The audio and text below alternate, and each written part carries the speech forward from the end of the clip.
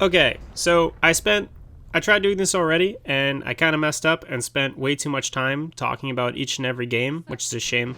But let's just say that I would have to that I spent around 5 minutes for every game on this list, and then realized the video was way too long. So instead, we're going to just make stuff really, really, really quick. But I want you guys to know that I have a lot to say about a lot of games on this list. And also that I'm not going to be doing the best game from 2010, the best game from 2011, the best game from 2012, which is what I've seen a lot of people do. Instead, I'm just going to do my top 10 favorite games of the past 10 years. All right, with that, here we go. Number 10, Far Cry 4. I think this game's just really good. I think when I was playing it, when I was recording footage for it yesterday, it's kind of a last minute video, I was surprised of how beautiful the game looked. I didn't remember the game looking this good. But it is. I think it's got a really good villain. I think it's got a reasonable cast overall, but Pagan Min definitely takes the cake. I love the setting. I love the Himalayan mountains. It's probably my favorite setting of anything. And so because of that, I absolutely love being in the world of Kyrat. I think the gunplay is really good. The amount of options you have for stealth are very good. And the overall gameplay loop is exciting and enjoyable, and the overworld itself is exciting and enjoyable to play in and be in. And for me, it's just a really fun game overall that I definitely love. Probably my favorite first-person shooter of the past 10 years. Number 9, Devil May Cry 5. We'll keep this real short and just say it's my favorite action game of the past 10 years. I love it. It might seem like a recency bias, but honestly, I didn't get to play a lot of action games from the past decade. I didn't play Bayonetta 1 or 2. I did play Wonderful 101. I played a couple other games here and there, but honestly, Devil May Cry 5 is everything that I kind of wanted from an action game.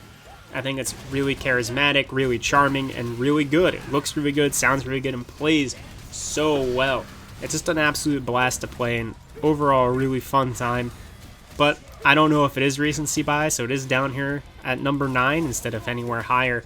But I did love it, I loved playing it, and I want to keep playing it so badly. It's just a great game. It really is. I think it's amazing. Number 8, Dragon Ball FighterZ. I first played this game in an arcade cabinet at AGDQ, and I fell in love with it. It inspired me to go watch all of Dragon Ball Z and catch up on Super at the time, and then get really invested in it. But more importantly, Dragon Ball FighterZ got me invested in the fighting game community. And that's something that I really want to focus on. While I've played a bunch of fighting games before, Dragon Ball FighterZ was the first game that ever made me look up combos and look up streams and look up guides on how to do certain stuff. I spent hours in training mode. I tried online and did all this other stuff that I normally don't do in fighting games, because I usually only played them for the story. It's not even a joke. And so it was really cool. This was the game that got me invested into a community. It got me wanting to play more and more fighting games and new fighting games and learn all this stuff. I got really invested into it. I think it's really good. I think it's a great game. And it might not be the best fighting game ever, but it is the one that got me into fighting games as a fan. And so that's why it's on this list. Marvel's SpiderMan. I'm not a big fan of open world games, but I am a big fan of Spider-Man, and I do think that Marvel's Spider-Man is my favorite kind of open world like game like this, right? We have like a million different objectives that you run around to and do all these extra little side quests and stuff. I 100% in my first playthrough of the game. I thought it was great. I love all the different costumes and the different tools and utility you can use. I love the stealth aspect of the game if you want to do that. All the different challenges, seeing all these characters I remember growing up with. I mean, Spider-Man is one of the few characters I actually have comic books of. So it was just really fun to play this game, and I do think it's kind of the pinnacle of that Assassin's Creed, Far Cry 4 style of game, right? Like unlocking new areas of a map and zooming around and doing all this stuff. And the mechanics of the game are great. It also has a fantastic story. I love this rendition of Dr. Octopus. This is my favorite Peter Parker and my favorite MJ. And also the web swinging is so good.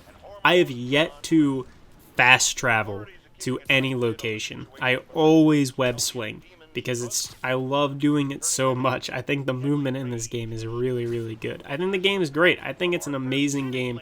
and easily my favorite superhero game, but also just an amazing game. I don't know. I don't have a way to end this. It's a great game. I love it. Number 6, NieR Automata. I don't have enough time to explain why I like this game. I will say it's because of the ending. The ending is the thing that is why this game is here. The ending really resonates with me because it asks you to be empathetic, and I'm a very empathetic person, and I didn't hesitate at all as soon as it asked me if I wanted to, spoiler alert, big spoiler alert, when it asked me if I wanted to not have all of the characters die in exchange for my save data, I just immediately hit yes. Like, yeah, get rid of my save data. I want to give these characters a happy ending, even if I'm never going to see it. I love all the cool ways it handles and treats video game mechanics and video game stories and all the questions it asks. It's not the deepest thing in the world, but what it does do, it does really well, and I think its main questions and its main thesis and its main themes all really resonate with me, and that's why I have it on the list. It's a game I absolutely love and had just a fantastic time playing it and a fantastic time thinking about it and feeling about it. I don't know, it's a great game. I really do care for it. Number 5, The Last of Us. Yeah, I can't be asked to bust out my PS3 and my PS3 recording equipment and then sit through like 2 hours of non-gameplay to finally get to some B-roll, so you're gonna have to settle for this. But The Last of Us, I do think, is a really good game. I really do think so. I think it's, at the moment, the best The Last of Us-like game. There's plenty of games that are trying to do things like The Last of Us. But I think what carries it is that it has solid gameplay. Its gameplay isn't the most groundbreaking, but is pretty good gameplay. But this narrative, I think, is very good. I think it is really held up by really good acting, really good graphics for the time, and a really reasonable and relatable story about two people kind of getting closer together as they travel cross country in like a goofy movie style narrative, but you know, in a sadder version. I do think The Last of Us is just a really solid game and a really amazing experience as a whole, and it kind of shows what a more narrative directed vehicle can look like when done really well. Number 4 is Transistor. Within the past 10 years, we got to play all of the Supergiant games, and I think Transistor is the best one, and also the most underrated. I'm not going to go into too much detail about it, but we'll just keep it simple. This game has my favorite world building out of any video game. It's got some of my favorite just scenes out of any video game. It's got really good music, really good art direction. I mean, of course, it's a Supergiant game, whatever.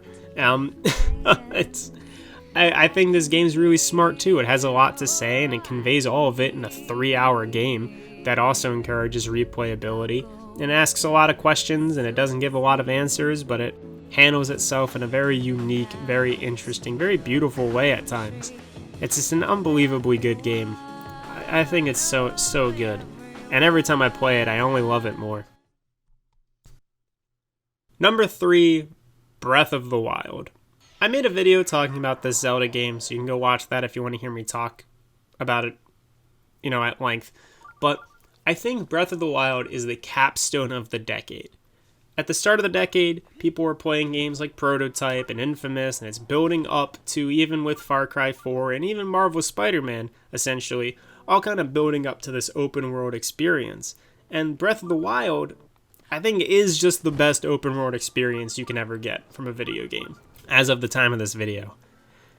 It's not the greatest video game ever made, you know, it's not even my favorite Zelda game, but it is, I think, a very good game. It encourages a lot of different experiences, and the fact that people can beat this game, multiple people, hundreds of people, thousands of people can beat this game and just completely skip big scenarios that other people have experienced, such a totally unique journey from each person, an entirely personalized experience of what you choose to value in how you play a game. I think it's just unbelievable. It's such a great game. And on a side note, I was looking at the map and I was looking at where to teleport to turn in my little orbs for a heart container. And it's been so long since I played Breath of the Wild. And then I realized it was all the way to the left. And then I'm like, wait, isn't it in the middle of the map? And then I realized how big the fucking world of Breath of the Wild was, because I'd completely forgotten. This game's huge. This game's fucking huge. Number 2 is Hearthstone. Now this year has been politically very disappointing for Hearthstone, and Blizzard in general. But let's just ignore that for right now and talk about why I really like Hearthstone. One, I think ignoring its shenanigans, its shitty behavior of this year, the game itself is very good. And what the game definitely represented all these years ago, back in 2013 when its original beta came out that I got into, I think it was 2013, really did establish this as like the game that I'm going to be playing for forever. And I have been playing it for forever. There's times where I've tried really hard and I've gotten to Legend. There's other times where, like right now, I just make a bunch of aggro decks and I don't really care. But overall, with all these different modes and experiences and the fact that I put so much time and I play this game like almost every day, and I love playing Hearthstone. I really like 1v1 games, and more importantly, I love the Warcraft universe. And I might not have the same amount of time or energy or emotion investment in wanting to play World of Warcraft. It doesn't change the fact that I grew up with these characters and in this universe, and that it makes me really happy to see things like Grom Hellscream or Leroy Jenkins or Maiev or Thrall. I mean, I like seeing these characters. I like being a part of this universe, and I like engaging with them in some small way or whatever. It's my favorite, universe to be a part of is the Warcraft one, and I think this game's really enjoyable. And the fact that I've played it almost every day for many, many years definitely speaks volumes about where it means to me.